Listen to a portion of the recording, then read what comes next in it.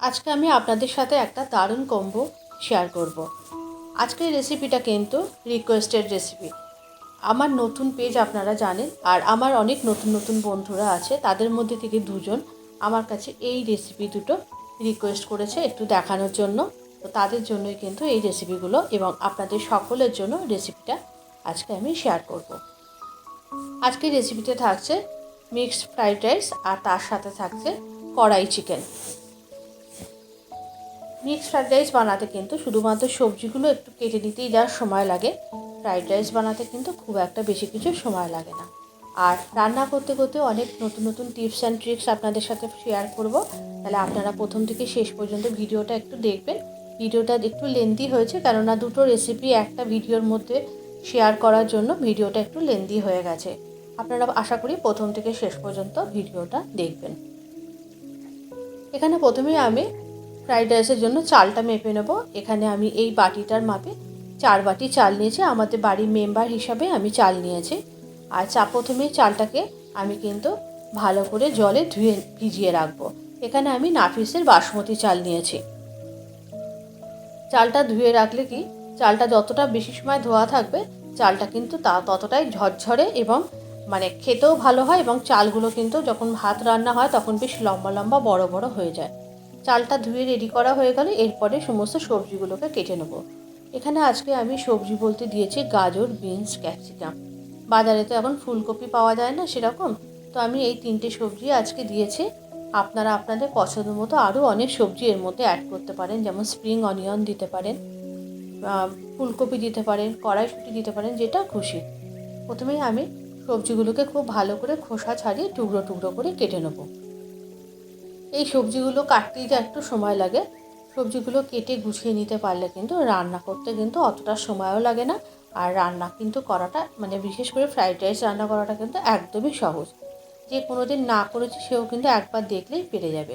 প্রথমে গাজরগুলোকে কেটে নিয়েছি, তারপরে দেখুন বিনসগুলোকে একটু কাঁচি দিয়ে লম্বা লম্বা করে কেটে নেব।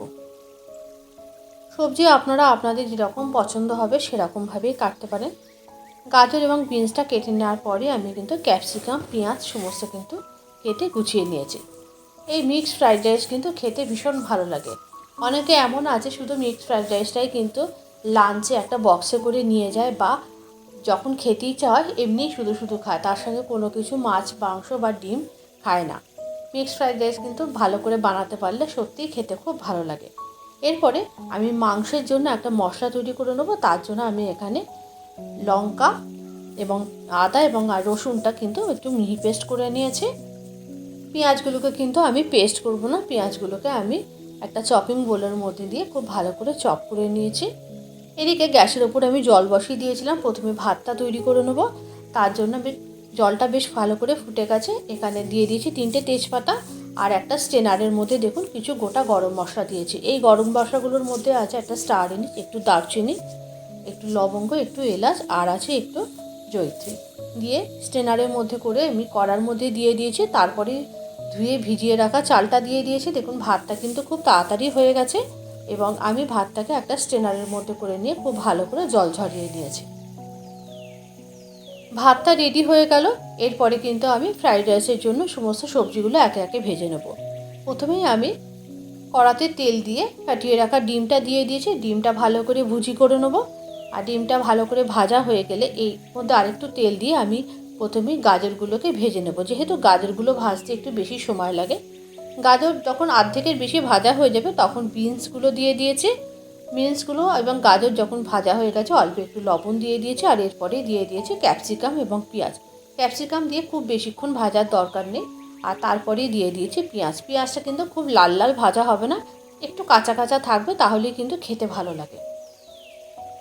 এরপরে কড়াইতে আবারও তেল দিয়ে দিয়েছি। দেওয়ার পর প্রথমে আমি চিকেনের যে কুচিগুলো সেগুলোকে একটু ভালো করে নুন দিয়ে ভেজে নিয়েছি। তারপরে দিয়ে দিয়েছি চিংড়ি মাছগুলো। যে মাংস এবং চিংড়ি মাছ বেশ ভালো করে ভাজা হয়ে গেলে তার মধ্যে আমি সমস্ত সবজিগুলোকে দিয়ে দিয়েছি। এরপরে সমস্ত সবজির জন্য এবং ফ্রাইড রাইসের জন্য যতটুকু লবণের প্রয়োজন সেই হিসাবে আমি লবণ দিয়েছি, এবং একসাথে কিন্তু আমি স্বাদ অনুযায়ী চিনিও দিয়ে দিয়েছি। ফ্রাইড রাইস কিন্তু একটু মিষ্টি মিষ্টি ভালো লাগে। আজকে ফ্রাইড রাইসে কিন্তু আমি কোনো রকম সস ব্যবহার করব না। এটা যেহেতু রিকোয়েস্টেড ভিডিও, সস ছাড়াই তারা দেখতে চেয়েছে, এবং এতে আপনারা যদি মনে করেন একটু সোয়া সস, একটু ভিনিগার কিন্তু অবশ্যই অ্যাড করতে পারেন। আজকে আমি উইদাউট সসেই রান্না করব। আর এরপরে ছড়িয়ে দিয়েছি ওপর থেকে একটু গরম মশলার গুঁড়ো। আপনারা কিন্তু একটু বিরিয়ানি মশলাও ছড়িয়ে দিতে পারেন, তাহলেও কিন্তু ফ্রাইড রাইসের মধ্যে খুব সুন্দর একটা ফ্লেভার আসে এবং খেতেও অসম্ভব ভালো হয়। এরপরে আমি একটা বড় কড়া নিয়ে নিয়েছি, যার মধ্যে আমি এই ফ্রাইড রাইসটা আমি মেশাবো। অনেকে আছে একেবারে ফ্রাইড রাইসের সবজিগুলো ভেজে না একটা বড় হাঁড়ির মধ্যে ভাতটা নিয়ে তার মধ্যে সবজিগুলোকে দিয়ে একটু নাড়িয়ে নাড়িয়ে মিশিয়ে নেয়, কিন্তু আমার যেন ওটা ঠিক পছন্দ হয় না। আমি ফ্রাইড রাইসটাকে খুব ভালো করে একটুখানি কড়ার মধ্যে দিয়ে ভেজে নিয়েছি, তাতে করে কিন্তু খেতে ভালো হয়। আর আমার যেন মনে হয় যে ভাতেরও একটা কাঁচা গন্ধ থাকে, সেটা কিন্তু থাকে না। খুব ভালো করে নাড়াচাড়া করে ফ্রাইড রাইসটাকে খুব সুন্দর করে বানিয়ে নিতে হবে। আর একদম সবার শেষে ওপর থেকে 2 চামচ ঘি ছড়িয়ে দিয়েছি এবং একদম ফ্রাইড রাইসটাকে ঢাকনা চাপা দিয়ে রেখে দিয়েছি, একেবারে খাওয়ার সময় সার্ভ করব। এরপরে আমি কড়াই চিকেনটা বানিয়ে নেব। চিকেনটা বানাতে কিন্তু একদম বেশি সময় লাগবে না, জাস্ট 20 থেকে 25 মিনিটের মধ্যে কিন্তু চিকেনটা রান্না হয়ে যাচ্ছিল।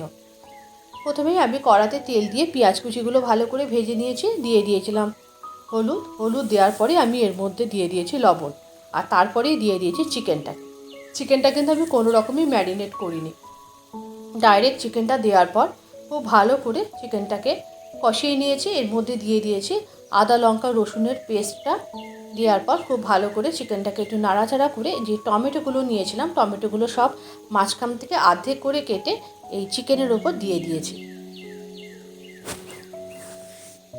কিছুক্ষণ ঢাকনা চাপা দিয়ে রান্না করার পর 2-4 মিনিট বাদে কিন্তু আমি দিয়ে দিয়েছি পাশের থেকে আলুগুলোকেও কিন্তু আমি আজকে কোনো রকম ভাজিনি, ডাইরেক্ট কাঁচা আলুই দিয়ে দিয়েছি।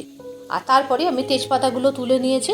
আর তারপরে দেখুন আমি এখানে টমেটোর ওপরে যে ছালটা, টমেটোটা সিদ্ধ হয়ে গেছে, টমেটোর ওপরে ছালটা আমি একটা চিমটে দিয়ে এরকম করে তুলে নিয়েছি, এবং তারপরে আমি টমেটোটাকে খুব ভালো করে মাংসের মধ্যে ঘেঁটে ঘেঁটে মিশিয়ে দিয়েছি। অ্যাকচুয়ালি কড়াই চিকেনতে কিন্তু মশলা সাধারণত গোটা গোটাই যায়, যেমন রসুন আদা লঙ্কা যেটাই দেন না কেন সেটার উপর হামাল দিস্তিতে কিন্তু খেতে করে দেয়, এটা কিন্তু খেতে ভালো লাগে। কিন্তু আমি এখানে আদা লঙ্কা রসুনটা একটু পেস্ট করে দিয়েছি। আর এরপরে দেখুন টমেটোটা খুব ভালো করে মিশিয়ে দিয়েছি। আর এরপরে আলু টমেটো মাংস খুব ভালো করে আরেকটু ঢাকনা চাপা দিয়ে সিদ্ধ করে নিয়ে এর মধ্যে দিয়ে দিয়েছি গরম জল দিয়ে মাংসটাকে কিন্তু খুব ভালো করে ফুটিয়ে নিতে হবে। আর তার আগে এর মধ্যে একটা মশলা দিয়ে দিয়েছি, কিছু বেসিক মশলা, যেমন কাশ্মীরি রেড চিলি পাউডার, ধনে গুঁড়ো, জিরে গুঁড়ো আর একটুখানি গরম মশলা গুঁড়ো, সমস্ত কিছু দিয়ে খুব ভালো করে মাংসটাকে আর একবার একটু কষিয়ে নিয়ে এর মধ্যে জলটা দিয়ে দিয়েছি। জলটা অবশ্যই গরম জল ব্যবহার করবেন, গরম জল দিলে কিন্তু যে কোনো খাবারের টেস্ট কিন্তু খুব ভালো থাকে, টেস্টটা নষ্ট হয় না। মাংসটা কিন্তু একেবারেই রেডি হয়ে গেছে, আলু সিদ্ধ হয়ে গেছে, আর এদিকে ফ্রাইড রাইসটাও রেডি।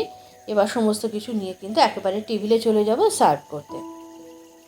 দেখুন কি সুন্দর ঝরঝরে ফ্রাইড রাইস হয়েছে, আর এত কিছু সবজি এবং এর মধ্যে চিকেন আর চিংড়ি মাছ এই সমস্ত দেওয়াতে ফ্রাইড রাইসটা খেতেও কিন্তু হয়েছিল অসাধারণ।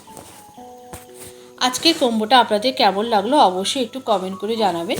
যদি ভালো লেগে থাকে অবশ্যই একটু লাইক করে দেবেন। অন্তরার কুক অ্যান্ড বেক পরিবার শুধু অন্তরার না, এটা আপনাদের সবার পরিবার। আর আপনাদের সকলের সহযোগিতা এবং ভালোবাসায় পরিবারকে আরও অনেক দূরে এগিয়ে নিয়ে যেতে চাই। সবাই অনেক ভালো থাকবেন, সুস্থ থাকবেন, আর রেসিপিটা কেমন হয়েছে জানাবেন। আবারও দেখা হবে পরবর্তী ভিডিওতে নতুন রেসিপির সাথে।